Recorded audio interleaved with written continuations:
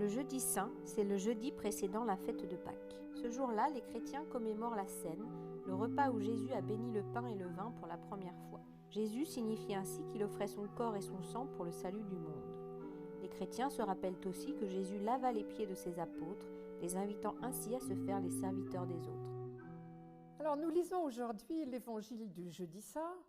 Nous sommes venus pour célébrer l'institution de l'Eucharistie, l'institution du sacerdoce. Et d'avance, évidemment, nous pouvons penser que nous savons ce qui va être lu, bien sûr. Ça va être l'évangile de l'institution de l'Eucharistie, ça ne peut pas être autre chose. Eh bien non, nous allons entendre le récit de l'institution de l'Eucharistie, mais pas du tout dans les évangiles, chez saint Paul. Et ce sera dans un contexte très polémique. Étrangement, on n'est pas du tout dans des choses faciles. Saint Paul écrit à une communauté qui se dispute, qui se querelle, où c'est du chacun pour soi. Et s'il leur rappelle l'Eucharistie, c'est pour leur dire « Attendez, vous êtes complètement à côté de la plaque, c'est pas comme ça qu'il faut la vivre. » Qui mange ma chair et boit mon sang, demeure en moi et moi en lui. Quel évangile allons-nous entendre ? Ce sera un évangile de Saint Jean et ce sera le lavement des pieds. Alors, comme vous savez, Saint Jean ne raconte pas, étrangement d'ailleurs, il ne raconte pas le récit de l'institution de l'Eucharistie. Nous le possédons en 4 exemplaires, si j'ose dire. Nous le possédons chez les 3 synoptiques, Matthieu, Marc, Luc, et chez saint Paul, celui qu'on aura entendu le jeudi saint. La façon dont Jean introduit le décor est très solennelle. Je vous lis 3 phrases. « Avant la fête de la Pâque, sachant que l'heure était venue pour lui de passer de ce monde à son Père, Jésus, ayant aimé les siens qui étaient dans le monde, les aima jusqu'au bout. » Introduction très solennelle.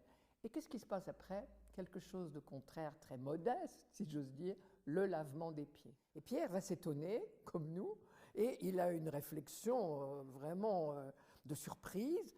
Pierre lui dit « Toi, Seigneur, tu veux me laver les pieds ?» L'air de dire « Non mais attends, tu te trompes complètement. C'est complètement incongru. » Personne ne fait ça. On laisse faire ça. Laver les pieds, c'est un geste d'hospitalité très fréquent là-bas, mais d'habitude, ça se fait avant le repas, pas au milieu, ce qu'il lui prend. Et puis, ce n'est pas du tout quelqu'un comme ça qui doit le faire, c'est un esclave. Et ce n'est pas un juif, parce qu'on n'a pas d'esclave en Israël, parce que les fils d'Israël sont des hommes libres. C'est très important, symboliquement. Donc, on a des esclaves païens, des étrangers.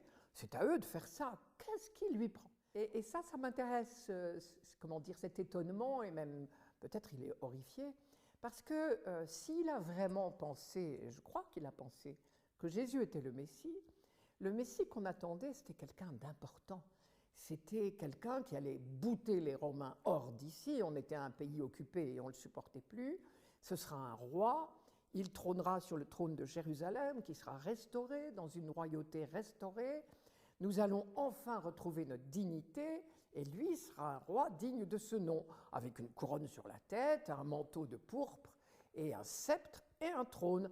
Alors vraiment, ce n'est pas sa place de se mettre à genoux. Je vais être franche, ce n'est pas la première fois que Pierre s'étonne sur les manières de Jésus. Rappelez-vous, quand Jésus a annoncé sa passion à venir, Pierre lui a dit « Ah non, ça c'est pas possible ». Jésus a eu une réponse très sévère. Il lui a dit « Tu veux m'empêcher d'accomplir ma vocation ? Arrière, tes pensées ne sont pas celles de Dieu. » Donc Pierre, il réagit un peu comme nous, il ne comprend pas très bien à quoi joue Jésus. Mais Jésus va lui dire « Plus tard, tu comprendras. »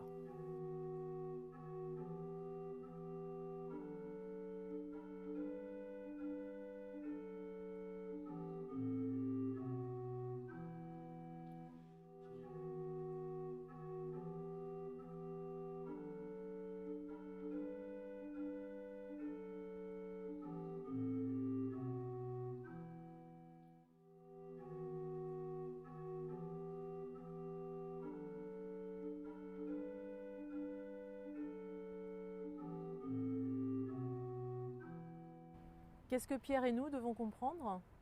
À première vue, je me dis, c'est le dernier soir.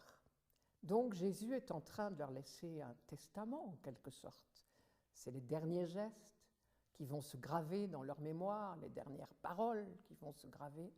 Et qu'est-ce que Jésus de Nazareth grave comme image dans le cœur de ses disciples le Dieu de l'univers qui se met à genoux. Et je pense que ça, c'est énorme si on veut bien y réfléchir. Et je crois avoir lu chez Jean de Bruyne un texte dans lequel il disait Dieu se laisse voir à genoux, tellement aux genoux de ses créatures qu'il sera obligé de lever la tête pour répondre à Pierre. C'est impressionnant. Nous n'avons pas du tout trouvé dans la Bible un Dieu tel que nous pouvions l'imaginer. Nous avons au contraire découvert un Dieu totalement inattendu, un Dieu qui se met aux pieds des hommes. Deuxième piste de réflexion, il me semble, j'ai appris quelque part que nous étions créés à l'image de Dieu. Si Dieu se met aux genoux de ses créatures, eh bien, il va falloir que nous en fassions autant, c'est-à-dire qu'on peut lire cet évangile du jeudi saint chez Saint Jean comme un exemple à imiter. Et d'ailleurs, Jésus va leur dire « Comprenez-vous ce que je viens de faire? Vous m'appelez Maître et Seigneur, et vous avez raison, car vraiment je le suis. Si donc moi, le Seigneur et le Maître, je vous ai lavé les pieds, vous aussi, vous devez vous laver les pieds les uns aux autres. C'est un exemple que je vous ai donné, afin que vous fassiez vous aussi comme j'ai fait pour vous. » Dans l'une des prières eucharistiques, on entend cette phrase étonnante « Nous te rendons grâce, car tu nous as choisis pour servir en ta présence. » Et je ne peux plus entendre cette phrase sans me dire « Servir en sa présence, c'est servir à l'autel, bien sûr, mais aussi servir dans les autres, puisque sa présence, elle est partout.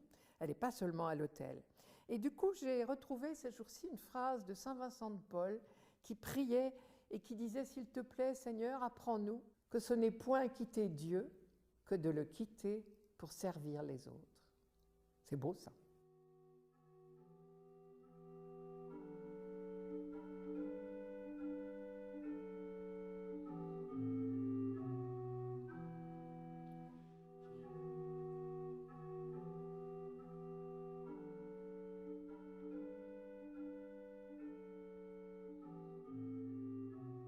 Ce lavement des pieds est donc une véritable invitation au service.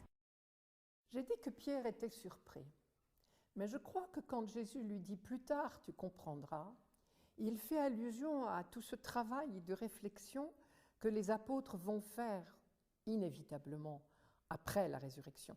Sur le moment, ils ont été surpris, le jeudi saint, bien sûr, devant ce geste, et puis il y a eu tout ce qui a suivi et qui a été terrible, terrible à vivre, et très certainement, j'allais dire déstabilisant, et le mot est trop faible. Ce Seigneur et Maître qu'ils avaient enfin deviné, discerné, a fini de manière atroce, et c'était presque une contre-preuve, un contre-témoignage. Ensuite, il y a eu bien sûr l'éblouissement de la résurrection, et à ce moment-là a commencé, je crois, pour eux tout un travail de méditation, de relecture. Et je crois que ce plus tard tu comprendras, c'est à ça que ça nous invite, c'est à faire cette relecture. Parce que oui, au fond, si nous relisons les prophètes, oui, c'était bien annoncé, un Messie serviteur. Ce n'était pas un Messie de gloire qui était annoncé, c'était un Messie qui avait des quantités de figures différentes, mais qui n'étaient pas toutes glorieuses. C'était un Messie roi, oui, mais on n'avait jamais manqué une occasion en Israël de rappeler au roi qu'il n'était pas un potentat dominateur, mais au contraire un serviteur de ses sujets. On a peut-être tendance à l'oublier quand on est sur le trône, mais les textes des prophètes étaient très clairs. On attendait un Messie prêtre, on attendait un Messie prophète, mais tous des gens qui sont au service du peuple. Et Isaïe avait annoncé un Messie serviteur. Et quand Marc nous rapporte une phrase de Jésus dans laquelle Jésus dit « Le Fils de l'homme n'est pas venu pour être servi, mais pour servir et donner sa vie en libération pour la multitude », eh bien, cette phrase de Marc, je pense que dans l'esprit des apôtres, elle va prendre une forme, une puissance tout à fait particulière après la résurrection, car le Fils de l'homme, c'était déjà un être collectif, on en a parlé à propos de l'Avent, et le serviteur, c'était aussi un être collectif, et un groupe qui était prêt à donner sa vie pour sauver le monde. Jésus prend la tête de ce groupe, et je crois que les apôtres vont comprendre alors le geste du lavement des pieds, qui est vraiment la position du serviteur. Il faudra vraiment vivre tout le triduum pascal, comme on l'appelle, jeudi, vendredi, samedi, pour comprendre ça. On va comprendre aussi une lettre de Paul qu'on va lire. Lui qui était de condition divine n'a pas jugé bon de revendiquer son droit d'être traité à l'égal de Dieu, mais il a pris la condition de serviteur. Ce mot de serviteur, quand on lit les textes du Nouveau Testament, il est en filigrane, sous des quantités de textes, parce que je crois qu'il est celui qui a permis de comprendre le mystère de ce Jésus, Messie, crucifié et pourtant glorieux. Et du coup, le geste du lavement des pieds prend tout à fait sa place dans ce long projet de Dieu d'accomplissement de la libération de l'humanité. Ce qui nous reste à faire, nous, c'est prendre la suite. Quand on nous dit que nous sommes le corps du Christ, on a oublié de nous dire peut-être que nous sommes le corps du Messie. C'est la même chose, Christ ou Messie. Mais corps du Messie, c'est plus étrange pour nous comme formule, même si c'est la même. Et corps du Messie, ça veut dire qu'avec lui, nous ne faisons qu'un, ce qui est bien l'un des mystères du Jeudi Saint. Avec lui, nous sommes invités à servir le monde pour le sauver. C'est quand même une leçon superbe du Jeudi Saint.